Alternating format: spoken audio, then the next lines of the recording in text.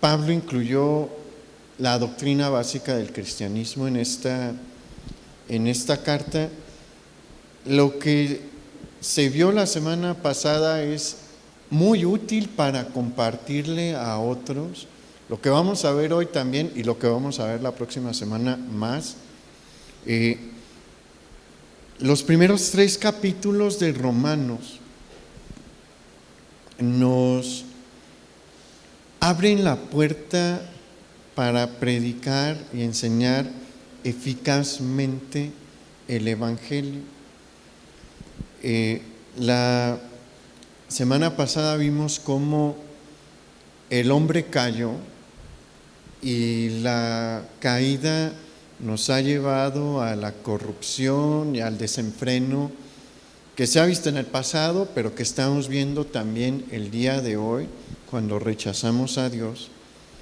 Y hoy vamos a hablar, el título de nuestro mensaje de hoy es El juicio de Dios. Y para abordar nuestro mensaje de hoy es importante que tengamos en cuenta algunas cosas que se mencionaron la semana pasada, como la situación particular que tenía la iglesia de Roma. Vimos que la iglesia de Roma tenía una población mayoritaria de gentiles, pero también tenía una población judía importante, tenía un grupo de judíos importantes, judíos conversos. También es importante que tengamos bien en cuenta que en el capítulo 1, que fue el que estudiamos la semana pasada, el apóstol Pablo ya hizo mención de uno de los pilares fundamentales de la fe cristiana, que es que el hombre se justifica por la fe. En Romanos capítulo 1, versículo 17, Pablo dijo: mas el justo por la fe vivirá. Y esto lo debemos de tener bien presente porque, miren, los capítulos de la Biblia se escribieron, se hicieron como un método didáctico para poder estudiar mejor la Biblia, pero no crea que Pablo escribió el primer capítulo y luego el segundo, o sea, poniéndole así capítulo 1, capítulo 2, no, eso vino mucho después.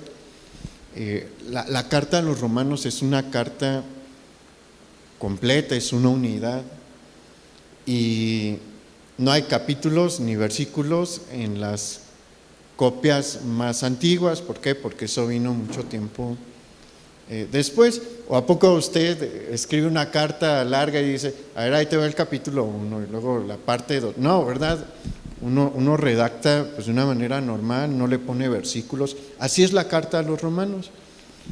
Y bueno, los capítulos y los versículos nos ayudan a no perdernos, pero a veces, más bien en muchas ocasiones, los contemplamos como si fueran temas aislados, pero no lo son. Todo está hilado, como cuando usted escribe una carta, el inicio está ligado con el final, todo está ligado. Y si nosotros estudiamos aisladamente el capítulo 2, pues nos podemos perder o no entendemos algunas cosas. Por eso es importante que tengamos presente esto que acabo de mencionar. Pablo ya señaló, ya declaró que el justo se salva por la fe. Él establece: el justo por la fe vivirá, en el capítulo 1. Y bueno, teniendo esto bien presente, podemos empezar a ver el capítulo 2. Y mire, recapitulemos algo brevemente también. En el capítulo 1 se nos ha enseñado cómo el hombre está completamente perdido y después de la caída de Adán, el hombre rechazó a Dios, en sus dos revelaciones, ¿se acuerda? Hablamos de una revelación especial y una revelación general. A las dos, en el pasado y el día de hoy, el hombre generalmente les dice no.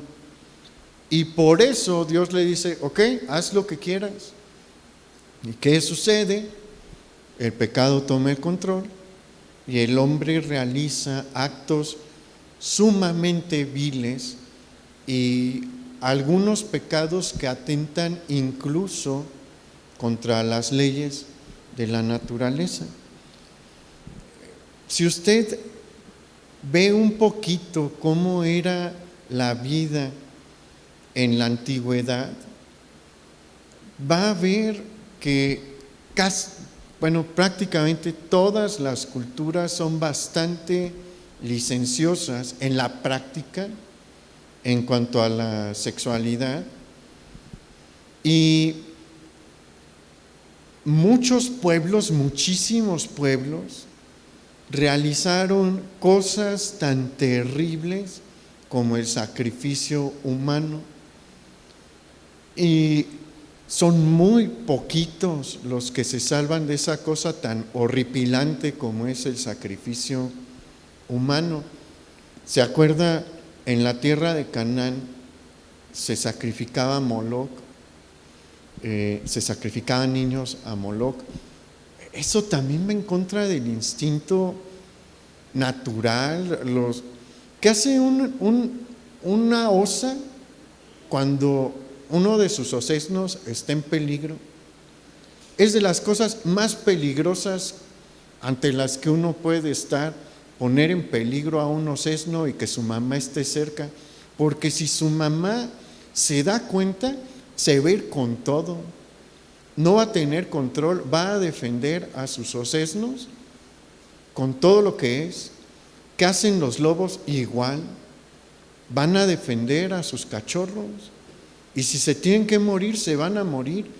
Pero el hombre, cuando se entrega al pecado y le dice a Dios, no quiero saber nada de ti, estos son mis dioses o yo soy mi Dios, empieza a realizar este tipo de cosas. Los sacrificios a Moloc eran horribles, pero no nada más había en Canaán. En la Gran Babilonia tan avanzada había sacrificios humanos, en Asiria había sacrificios humanos. Vea todas las culturas de nuestra América, todos en Mesoamérica practicaban sacrificios humanos horrorosos.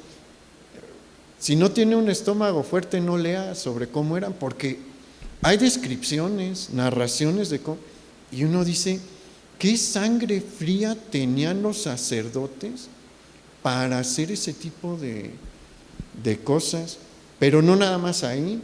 Los griegos tenían una fiesta al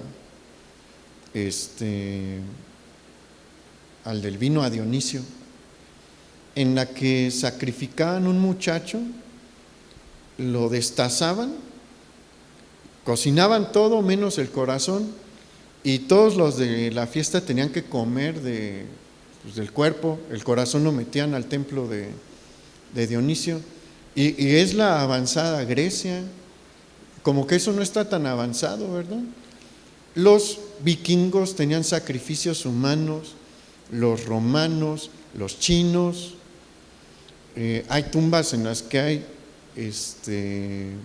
siervos de los emperadores que les tocó bailar con la más fea y les tocó morir junto con el emperador.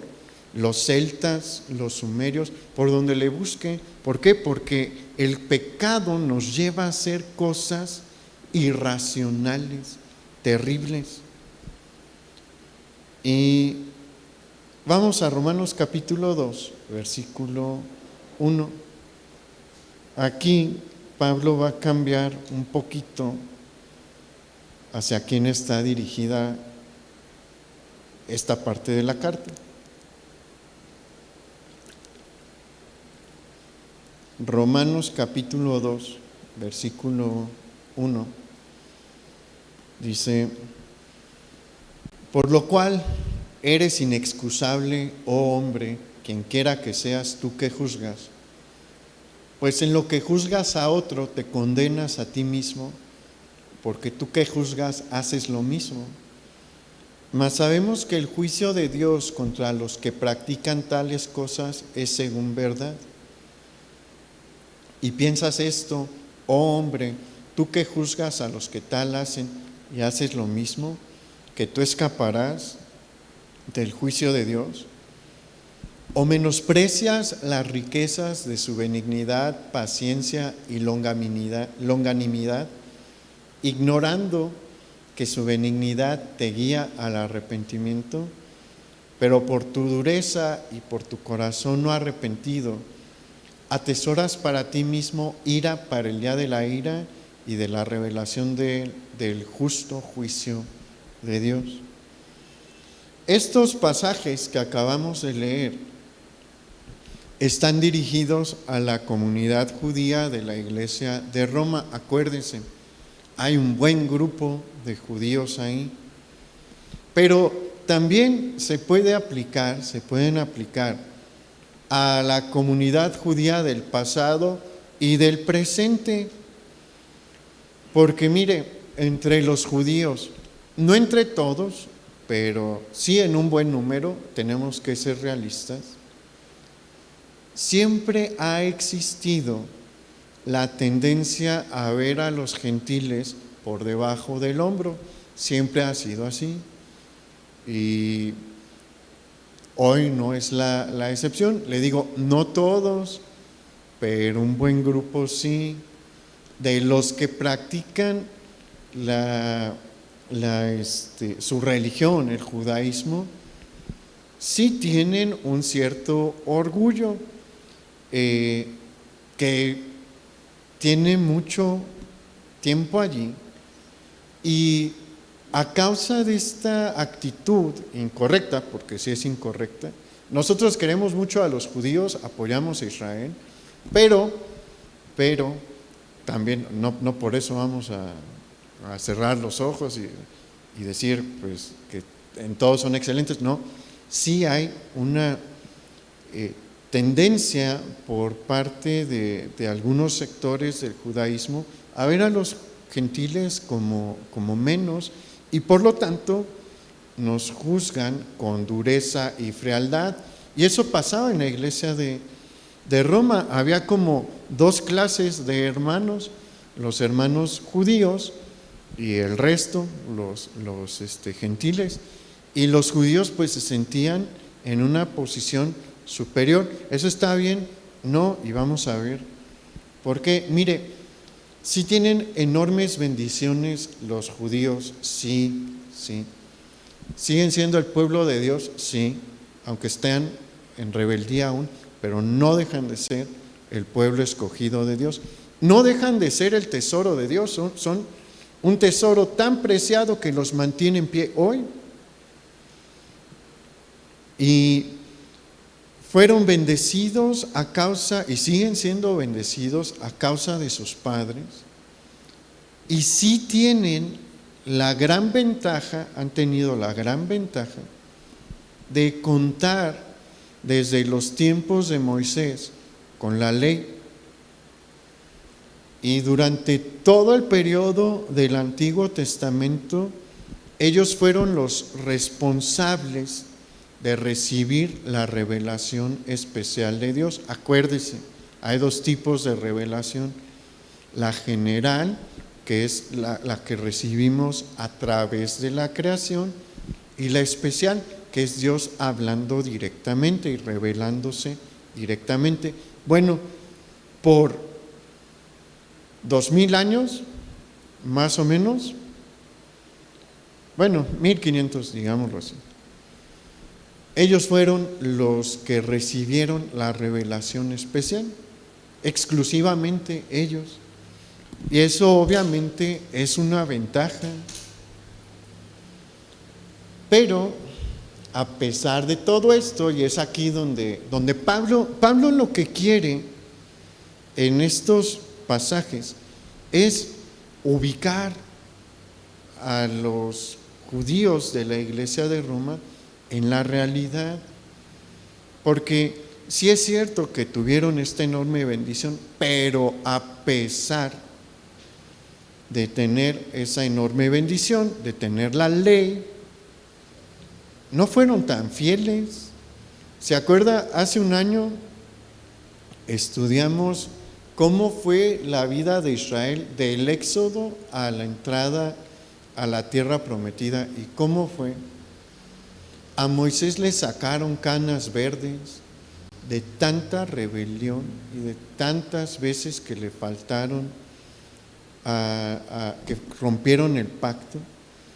Y hace poquito estudiamos el tiempo de los jueces, cómo fue, terrible también. Y pues si queremos seguirle buscando, pues voltemos a ver cómo fue el reinado de Acab. Acab era hebreo, él era miembro del pueblo de Israel y honró a Dios, ¿no? O a Manasés, rey de Judá, él se portó tan mal que el Señor decidió que iba a mandar el cautiverio babilón, el castigo del cautiverio babilónico de manera definitiva, porque llegó Josías y ahí dijo Dios: voy a hacer una pausa contigo, porque tú sí me honras, pero después de ti viene el castigo. O sea, con Manasés llevaron a Dios al punto en el que dijo: ya se acabó esto. Los hijos de Israel tuvieron en la ley de Moisés la presencia del freno moral de Dios. Debemos de entender una cosa: eso es la ley de Moisés, es el freno moral de Dios para que el hombre se detenga. La ley de Moisés era drástica. ¿Qué pasaba en el tiempo de la ley si alguien era descubierto cometiendo adulterio? Dios dijo: lo ejecutan porque está contaminando a mi pueblo. Según la ley de Moisés, ¿qué debía de pasar si alguien tenía un ídolo en su casa? Lo ejecutan porque está contaminando al pueblo. ¿Qué pasaba con un hijo rebelde que deshonraba a sus papás y los maltrataba? ¿Qué decía la ley? Lo ejecutan porque está deshonrando al pueblo. Al violador igual. La ley de Moisés era drástica. ¿Por qué? Porque era un freno. Y a pesar de que el freno estaba allí, ellos siguieron haciendo el mal. Constantemente se saltaban las trancas, a pesar de que el freno de Dios estaba allí. Y para el tiempo de Pablo, cuando Pablo está escribiendo la carta a los romanos, pues existían también los saduceos. Los saduceos veían la ley de una manera muy relajada. La aplicación de la ley para ellos también era muy relajada, y no crea que todos eran buenas personas. Hubo unos sumos sacerdotes en el primer siglo después de Cristo que fueron unas auténticas fichitas, sin escrúpulos, violentos, y estamos hablando del sumo sacerdote de Israel. Es por eso que Pablo les dice a los judíos de Roma: no se crean esa mentira del orgullo que se les está viniendo a la mente. Ustedes no están mejor que los gentiles. Sí tienen una gran herencia, pero ¿cómo está su vida? ¿Cómo estaba su vida antes de ser lavados por la sangre de Jesús? Y mire, es que aquí está el punto, y aquí es donde vamos a abordar algo bien útil para la hora de compartir, porque los judíos hasta la fecha creen que se van a salvar por sus buenas obras. Si usted platica con un rabino, esa va a ser la respuesta que le van a dar. Cumpliendo los mandamientos nos salvamos. El cumplir los mandamientos nos hace justos delante de Dios. Y este principio es aplicable, el principio que vamos a abordar ahorita, es aplicable para toda persona que cree que se va a salvar por sus buenas obras, por cumplir con los estatutos de Dios, por cumplir con los rituales religiosos y demás. En un libro que leí sobre cómo compartirle a personas de distintas religiones,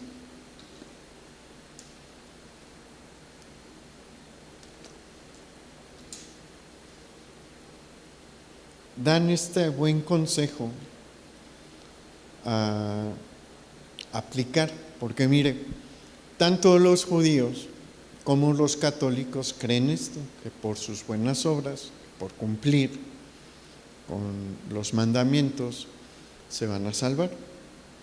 Y lo que se recomienda es enfrentarlos con los 10 mandamientos. De una manera obviamente amigable, nunca debe de hacerles sentir que los está juzgando. Uno debe de decirles, oye, pues, ¿qué te parece si sin que tú te sientas juzgado por mí, pues hacemos un examen de cómo estás? No con todos los 10 mandamientos, con unos nada más. No se ocupan todos. Con unos es evidente que no la armamos. ¿Cómo cuál? Éxodo capítulo 20, versículo 7, dice: no tomarás el nombre de Jehová tu Dios en vano, porque no dará por inocente Jehová al que tomare su nombre en vano. Este mandamiento es una prohibición a utilizar el nombre de Dios a la ligera. En un tiempo los judíos fueron muy cuidadosos en esto. Si usted tiene la oportunidad de escuchar a un judío leer la Torá, ellos nunca dicen Yahvé, nunca. Sustituyen por Adonai, que significa el Señor. ¿Por qué? Por una tradición que se quedó, que uno no debe de pronunciar el nombre de Dios. En un tiempo, aquel que utilizase el nombre de Dios lo apedreaban. Eso no está en la ley, ellos exageraron. También exageran en eso de pronunciar su nombre. No tiene nada de malo decir Jehová o Yahvé, con el debido respeto que se le debe. Pero mire aquí es donde les puede empezar a mostrar que no cumplen con este mandamiento, porque ¿cuántos juran por Dios? Uno le puede decir: ¿has jurado por Dios mintiendo? No me contestes, contéstate a ti mismo. ¿O has jurado por Dios ligeramente? Eso es tomar el nombre de Dios en vano. Hay muchas expresiones como decir Diosito. Eso es tomar el nombre de Dios en vano, en ciertos contextos, no en todos, pero en ciertos contextos puede ser también tomar el nombre de de Dios en vano. ¿Por qué? Porque Él no es un diosito. Él es el Dios del universo. Él es grandioso, ¿no? No lo podemos disminuir. O sea, Dios merece la gloria en toda mención que nosotros hacemos de Él. Hay quienes se refieren al Señor Jesús como, no lo voy a decir aquí en el púlpito, la verdad se me hace muy, muy ofensivo, aunque en la vida cotidiana mexicana no lo toman así, pero de la manera en la que el diminutivo de Jesús que usamos, uno no se puede dirigir a Jesús así. En nuestra cultura mexicana, que tiene una influencia católica muy fuerte, no se sienta mal si se llama Jesús, pero en países protestantes es impensable ponerle a alguien Jesús. ¿Por qué? Porque ese es el nombre del Señor. Entonces, por ahí puede ir, porque la verdad, en la vida cultural nuestra que tenemos, se toma el nombre de Dios en vano en muchas ocasiones. Y uno dice, a ver, ¿cumples con este mandamiento? Vámonos a otro. Éxodo capítulo 20, versículo 15. No hurtarás. Es una prohibición a robar. En general, ya sea que se robó el gansito a los 5 años, es romper este mandamiento. Le puede preguntar, ¿te has robado algo? No estamos hablando de que te hayas robado un banco, no.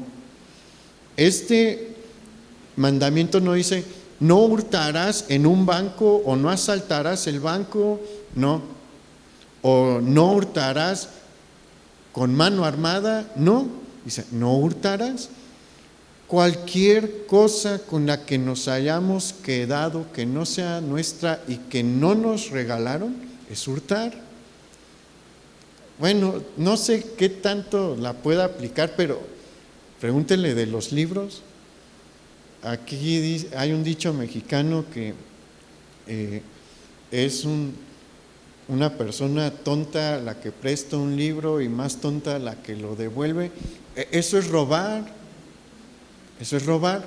O si alguna vez no dio el pasaje entero en la combi.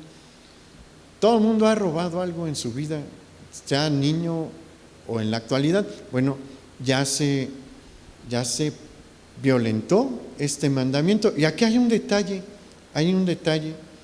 bien importante, porque una persona puede decirnos, bueno, es que ya me arrepentí, ya pedí perdón, y aquí es en donde está el detalle. Ese arrepentimiento, a menos de que haya sido un arrepentimiento a través del sacrificio sustituto de Jesús, no sirve. ¿Por qué? Porque si alguien va y asalta un banco y lo capturan y le dice al juez, estoy arrepentido, le prometo que no lo vuelvo a hacer, ¿qué le va a decir el juez? Qué bueno que estás arrepentido, qué bueno que no lo quieres hacer otra vez, muy buena actitud, pero la ley dice que tienes que pagar. O sea, no se trata nada más de que decimos, ay, es que lo siento mucho, ya me sentí mal, me siento mal de lo que hice, perdón, no lo vuelvo a hacer. No, está bien esa actitud, pero hay una sentencia que se tiene que cubrir, hay una consecuencia por el acto. ¿Y cuál es la consecuencia de todo pecado? La paga del pecado es la muerte. ¿Okay? Entonces, no tiene validez ese arrepentimiento, no mejora nuestra condición solamente mejora cuando acudimos a Jesús. ¿Por qué? Porque Él pagó el castigo por estos pecados. Vamos a otro mandamiento, Éxodo 20:16. No hablarás contra tu prójimo falso testimonio. Esta es una prohibición a mentir. En general, es abierta, no es específica, porque toda mentira es un pecado. Cuando mentimos, cuando no decimos lo que está de acuerdo con la realidad. Y le puede preguntar, a ver, ¿has mentido? Y sea buena onda con la persona. Y diga, mentiras de verdad, o sea, no de esas mentiras en las que de verdad buscaste engañar a alguien, porque todo el mundo lo hemos hecho. O sea, es muy distinto, que también es una mentira, ¿no? Pero es distinto decir, cuando le preguntan a uno, ¿cómo estás? Bien, y la verdad tuviste un día terrible. Es una mentira igual, pero no tiene las mismas consecuencias que cuando estás mintiendo para cubrir algo malo que hiciste, o para proteger a alguien que hizo algo mal, o cuando el propósito es engañar. Ese es otro tipo de mentiras. Mentir igual, pero estas hacen que uno se sienta peor. Entonces hay que preguntar, ¿has mentido así, mentiras de verdad, alguna vez? Todo el mundo si es honesto, va a decir sí, pues, en más de una ocasión. Y ahí pregúntenle, ok, si yo te dijera una mentira, ¿cómo me llamarías? ¿Cómo le llamamos a alguien que dice una mentira? Un mentiroso. Entonces, y por último, este es del Señor Jesús, pero también muy práctico para este ejercicio a la hora de compartir. Mateo capítulo 5, versículos 27 y 28. Ahí el Señor dijo, oísteis que fue dicho, no cometerás adulterio, pero yo os digo que cualquiera que mira a una mujer para codiciarla, ya adulteró con ella en su corazón. Y ahí no le diga que le contesten, porque se puede asustar, pero díganle, ¿has visto a alguna mujer o a un hombre de una manera mala en algún punto de tu vida? O sea, con pensamientos perversos, sucios. Y pues esta persona sabrá. Dice, si te presentaras a Dios con esto que me has planteado, o sea, que se has mentido, entonces eres un mentiroso. Que has robado, entonces eres un ladrón, porque es el adjetivo, ¿no?, que le aplicamos a una persona que roba. Y alguien que blasfema, es decir, que ha tomado el nombre de Dios en vano, y que tiene a veces unos pensamientos bien sucios con mujeres ajenas u hombres ajenos. ¿Tú crees que así, con lo que me has dicho, Dios te va a aceptar? Te va a decir, pásale al reino de los cielos. Y bueno, si la persona es honesta, mire, aquí es bien importante que se la lleve tranquila. O sea, no haga que la persona diga, ay, pues no, me estás juzgando. No, hay que buscar la sabiduría de Dios para que la persona vea que esta es su condición. O sea, no es que uno los esté juzgando, lo que uno quiere que vean es que vean su condición. Para los judíos, si les aplicamos esto, también la mayoría, bueno, todos la verdad, van a fallar. Y con ellos se puede poner la cosa más difícil. Pablo bien lo sabía, porque ellos sí saben bien, tienen bien consciente que son 613 mandamientos los que hay en la ley. La mayoría de nosotros no tenemos bien presente ese número. Ellos sí, desde chiquitos les dicen, en la ley hay 613 mandamientos que hay que respetar. Nadie puede hacerlo. Nadie puede cumplir con los 613 mandamientos de la ley de manera perfecta. Por lo tanto, nadie se puede presentar delante de Dios y decirle, yo soy justo. Y es el punto que Pablo está tocando aquí. Pablo les está diciendo a los judíos de la iglesia en Roma, no son justos. Sí, probablemente ustedes no sacrificaron a ningún niño, pero el hecho de que hayan dicho mentira en algún momento ya hizo que no se puedan presentar como justos delante de Dios. Probablemente, les estaba diciendo Pablo, ustedes no toman el nombre de Dios en vano, pero ¿cómo ven a las mujeres?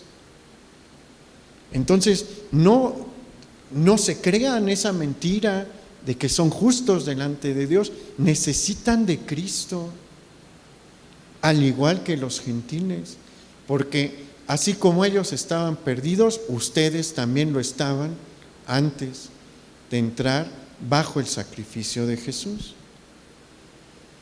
En el versículo 4, Pablo toca otro punto que se presentaba mucho en la comunidad judía en ese tiempo, y que también contesta una situación actual. Cuando Pablo les dice ahí, o menospreciáis las riquezas de su benignidad, paciencia y longanimidad, ignorando que su benignidad te guía al arrepentimiento, Pablo estaba atacando una crítica del pensamiento judío en la que ellos creían que el retraso del castigo de Dios sobre los pecadores era una muestra de su desinterés por castigar al hombre malvado. Pero Pablo aquí nos hace ver por qué a veces Dios retiene el castigo. El objetivo por el cual Dios detiene el castigo en muchas ocasiones es darle oportunidad al hombre de que se arrepienta. Le digo que los judíos en este tiempo eran muy severos, y los cristianos a veces somos muy severos y decimos, bueno, ¿por qué Dios no los fulmina de una buena vez? Si lo ofenden tanto, ¿por qué no manda de nuevo fuego del cielo que consuma al cártel de Jalisco Nueva Generación? No faltan ganas de decir, Señor, como en el tiempo de Elías, consúmelos, ¿no? Pero, no nos ponemos a pensar que si Dios operase así, tal vez nosotros nunca nos hubiéramos salvado. Miren, en una ocasión vi a un predicador que menciona que en una ocasión un señor se le acercó, él acababa de predicar, y pues en el elevador de su hotel se le acerca un hombre y le dice, oiga, pastor, yo no entiendo por qué Dios no acaba con todos los malos de una buena vez. ¿Por qué no viene ya y acaba con todos? Si es Dios, ¿por qué no emite su juicio? Obviamente este hombre no era creyente, y le dice el pastor, ¿quieres que te conteste? Y dice, sí, porque si viniera hoy, acabaría contigo. Es la verdad. Ya, póngase a pensar, ¿hace cuánto se salvó? Si el Señor hubiera venido hace 20 años, ¿se hubiera salvado? Pregúntese. Muchos no se hubieran salvado hace 20 años. Entonces, Dios permite esto. Dios permite a veces que se detenga el castigo porque todavía algunos se van a arrepentir.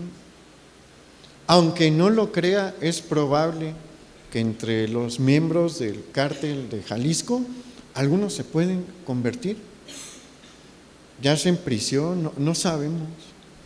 Entonces, no es que Dios no vaya a castigar el pecado, lo va a hacer, pero Él decide en qué momento. Y en muchas ocasiones extiende su misericordia porque está permitiendo oportunidad para arrepentirse. Pero vamos al versículo 6, ahí en Romanos 2.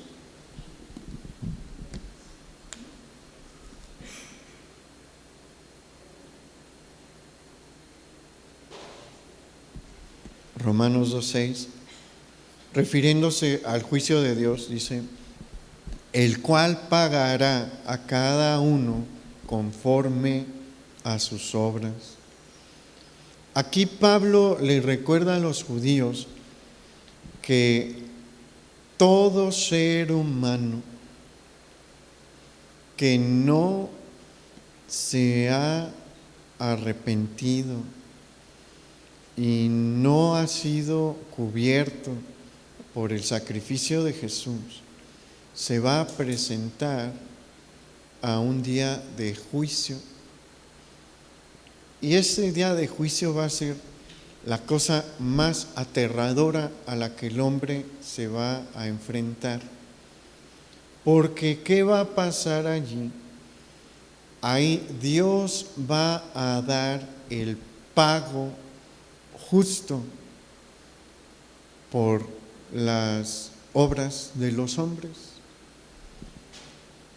Y en el versículo 7 nos dice: vida eterna a los que perseveraron en bien hacer, a los que perseverando en bien hacer buscan gloria y honra e inmortalidad, pero ira y enojo a los que son contenciosos y no obedecen a la verdad, sino que obedecen a la justicia. Aquí vamos a hacer una pausa en el versículo 7, porque si lo leemos de manera aislada, podrían algunos tomarlo para decir que el hombre se salva por obras. Dice: vida eterna a los que perseveraron en bien hacer, buscan gloria y honra e inmortalidad. No podemos llegar a la conclusión de que el hombre recibe la vida eterna por perseverar en hacer el bien, por varias cosas. Una, Pablo ya mencionó en el capítulo 1 que el justo se salva por fe. Romanos 1:17 dice: mas el justo por la fe vivirá. El versículo 8 nos dice que van a recibir ira y enojo los contenciosos y que no obedecen a la verdad. ¿A qué verdad se está refiriendo Pablo? Se está refiriendo a la verdad del Evangelio, que como vimos en Romanos capítulo 1, versículo 16, es poder de Dios para salvación. ¿Qué significa eso? Que el Evangelio es el único medio de salvación para el hombre. Entendamos que Jesús es el Evangelio, ¿no? Solamente a través del mensaje del Evangelio es que el hombre se puede salvar. Y hay otro detalle aquí. Pablo dice: perseverando en bien hacer. Esta perseverancia se refiere a la perseverancia de los santos.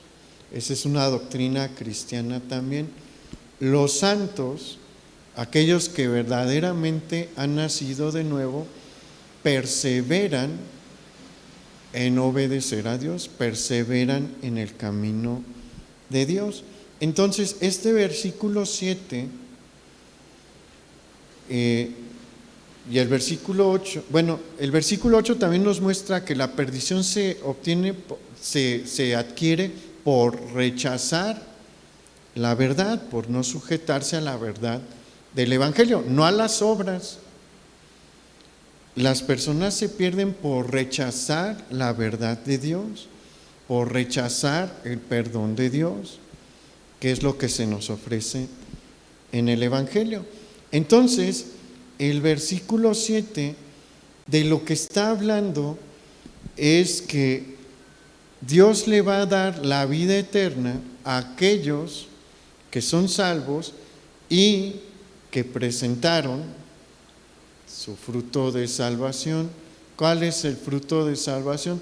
Esta perseverancia en obedecerle. No lo hacemos de manera perfecta.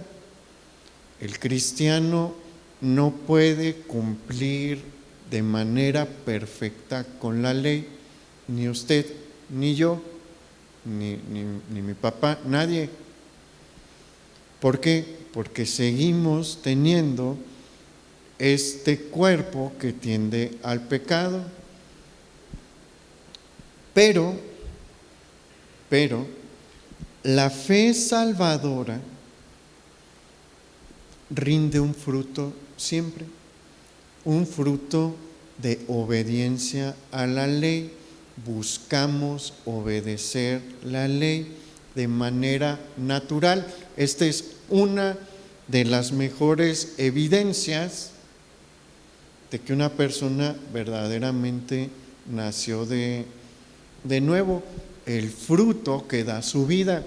Acuérdese, la fe salvadora no es una fe pasiva, no es una fe que se queda ahí estática, no, es una fe que opera, es una fe que se muestra en la vida cotidiana. ¿A través de qué? De la obediencia a Dios. Y le digo que viene de manera natural porque hay una nueva vida y la nueva vida siempre se manifiesta. ¿Cómo se intentaba obedecer antes? Porque uno decía, es que si no obedezco me voy a condenar. ¿Cómo es nuestra obediencia ahora? Es una obediencia que dice, bueno, es que yo lo quiero hacer porque esto honra a Dios. Es un fruto que se da sin esfuerzo, como la vid no está ahí pujando, diciendo, hay que dar uvas, no, salen. Si uno cuida de la vid solita va a dar su fruto, solita va a dar las uvas. Es lo mismo con la vida cristiana. La cosa es que la perseverancia de los santos se debe de manifestar a lo largo de toda la vida. ¿Puede haber deslices? Sí, los hay, sí, obviamente, pero se puede ver, la vida cristiana es un testimonio desde que se nació hasta que se muere. Bien, vamos ahora al versículo 12.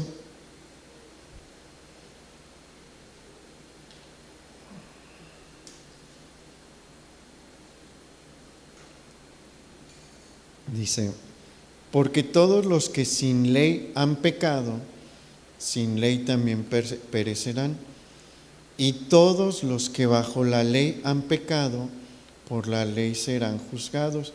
Y este versículo es fabuloso, la verdad.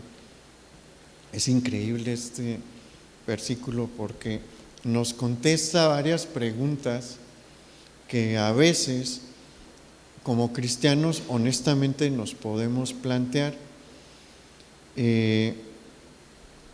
Aquí se nos señala que todo ser humano que haya pecado, tanto aquellos que conocieron la ley de Moisés y los que no, están condenados. Todos. Hay muchos gentiles que jamás escucharon los mandamientos del Señor, pero eso no los exime de culpa. Los aztecas, durante un periodo de tiempo muy largo, no conocieron nada de los mandamientos hasta que llegaron los españoles, ¿no? Porque aunque llegaron con el catolicismo, pero pues en el catolicismo también hablan de los 10 mandamientos, pero antes de eso nunca tuvieron contacto con la ley de Dios. Los mayas igual, los olmecas igual. En China duraron cientos de años sin escuchar nada de los mandamientos del Señor. Eso no los exime de haber pecado. Si cometían adulterio, porque ellos no hayan escuchado Éxodo capítulo 20 diciendo no cometerás adulterio, no los hace inocentes delante de Dios. Tanto aquel que escucha la ley de Dios y la conoce desde pequeño y la quebranta, como aquel que nunca la escuchó pero la quebranta, son culpables delante de Dios. Todos están condenados. Su pecado exige una satisfacción de la justicia de Dios, y la justicia de Dios por la comisión de todo pecado únicamente se satisface con la muerte.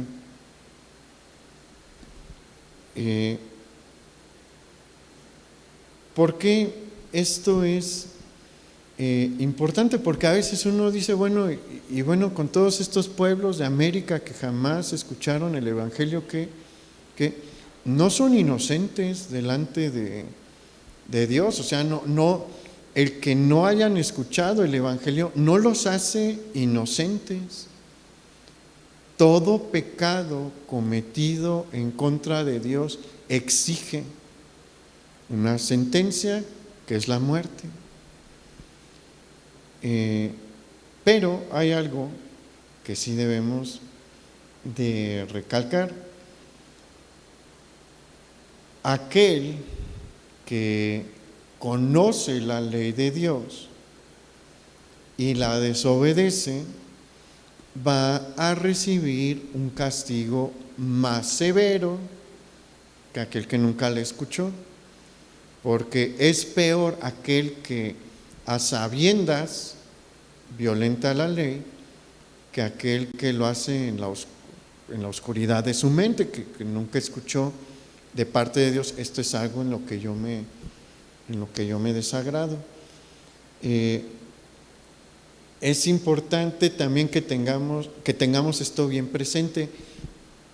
¿Por qué? Porque si nosotros empezamos a decir, bueno, es que los pueblos de Mesoamérica nunca escucharon del Evangelio, tal vez se salvaron, estamos cayendo en un error. No se salvaron. El medio de salvación para las almas de los hombres solo es uno. Jesús dijo claramente en Juan capítulo 14, versículo 6, yo soy el camino y la verdad y la vida, nadie viene al Padre sino por mí. Es imposible salvarse si no es a través de Jesús. Versículo 13 de ahí en Romanos 2, porque no son los oidores de la ley los justos ante Dios, sino los hacedores de la ley serán santificados. Aquí nuevamente Pablo está haciendo referencia a la vida que manifiesta el creyente. El oír no salva, el creer salva, y el oír la ley, pues por oír no la voy a cumplir, no, la tengo que poner en práctica. Yo tengo que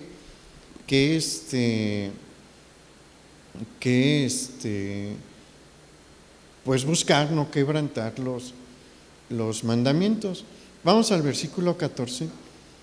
Porque cuando los gentiles que no tienen ley hacen por naturaleza lo que es de la ley, estos, aunque no tengan ley, son ley para sí mismos, mostrando la obra de la ley escrita en sus corazones, dando testimonio su conciencia y acusándoles o defendiéndoles sus razonamientos en el día en que Dios juzgará por Jesucristo los secretos de los hombres conforme a mi evangelio. Aquí hay otro pasaje bien importante, fascinante, la verdad, y ahorita se lo explico rápidamente, pero para cerrar lo que habíamos mencionado anteriormente, ¿qué pasa con aquellos que nunca escucharon el evangelio? Hay una cosa que debemos de tener bien presente. Dios está más interesado porque la gente que le busca le conozca que nosotros. ¿Qué necesita el hombre para que Dios se le siga revelando?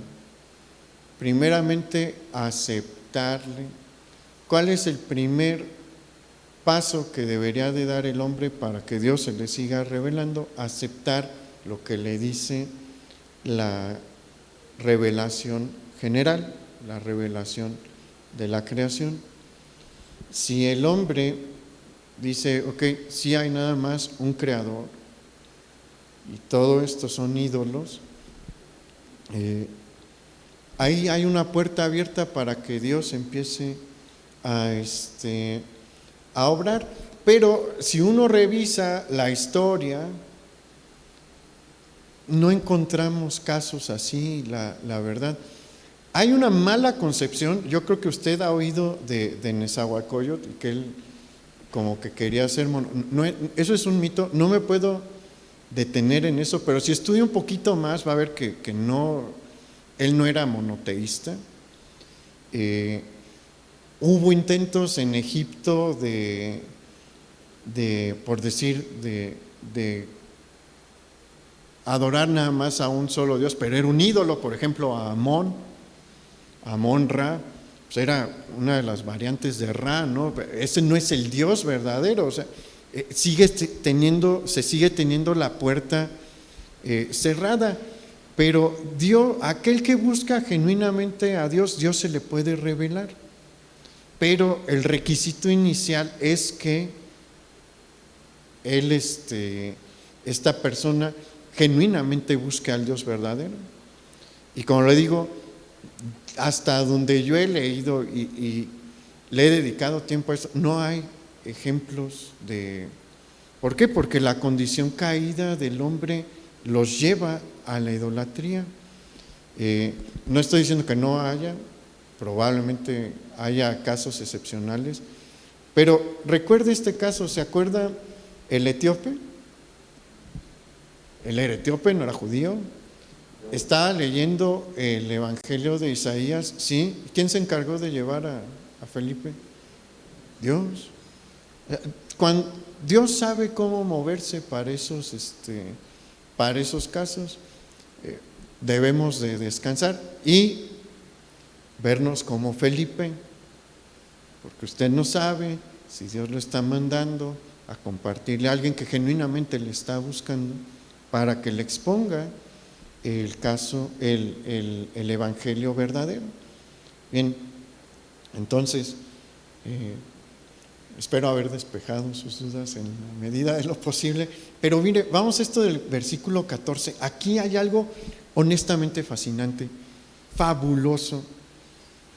Mire, sí es cierto que la mayoría de los gentiles nunca, durante muchos siglos, nunca escucharon la ley de Moisés. Es verdad.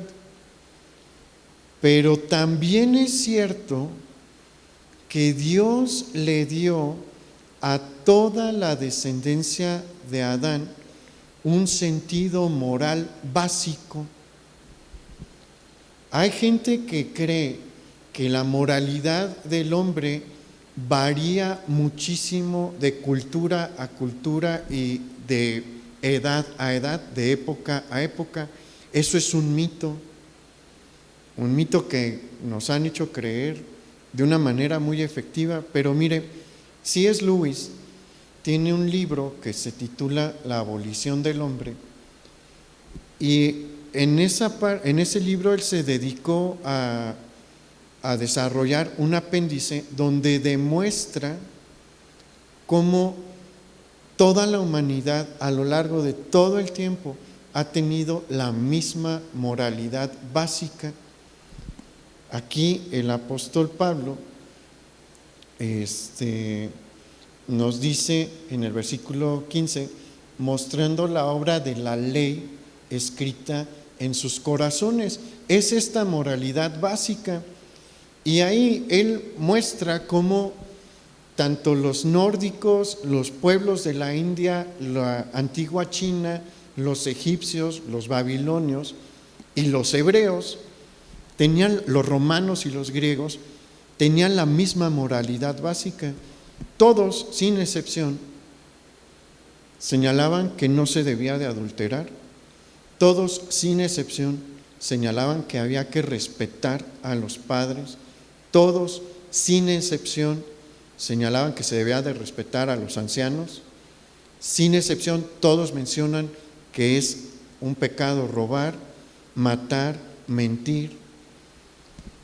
Y después menciona, no hay una cultura que haya considerado la cobardía como una virtud. No hay una cultura que haya considerado la violación como una conducta correcta, porque es verdad lo que el apóstol Pablo dijo allí. Dios puso una ley en el corazón de todos los seres humanos que le permiten entender lo más básico entre el bien y el mal. Y por eso es que nadie tiene una excusa. Por eso es que todos estamos sin Jesús en una condición terrible. Porque independientemente del conocimiento que hayamos tenido de Dios, todos hemos fallado en cumplir con lo que Él estableció. Tanto los hombres entre los purépechas mentían, y Dios les había puesto en su corazón que estaba mal mentir, pecaron, son acreedores de castigo. Y el mexicano del día de hoy, a quien se le enseña, a todos se les enseña que Dios se desagrada de la mentira, miente, y por lo tanto está en una condición desfavorable ante los ojos de Dios. Algo importante aquí, a la hora del juicio, Dios va a dar un justo pago. ¿Qué implica esto? Bueno, aquel que conoció más, se le va a castigar más. Aquel que tuvo un conocimiento más limitado, su castigo va a ser diferente. Castigo igual, pero diferente. Pero nadie se puede salvar si no es a través de Jesús.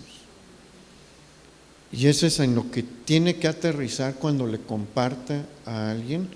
Y en eso vamos a profundizar más la próxima semana. Vamos a orar. Señor, te damos muchas gracias porque como vimos hoy, sigue habiendo misericordia y detienes aún el castigo para que se salven muchos. Ayúdanos, Padre, a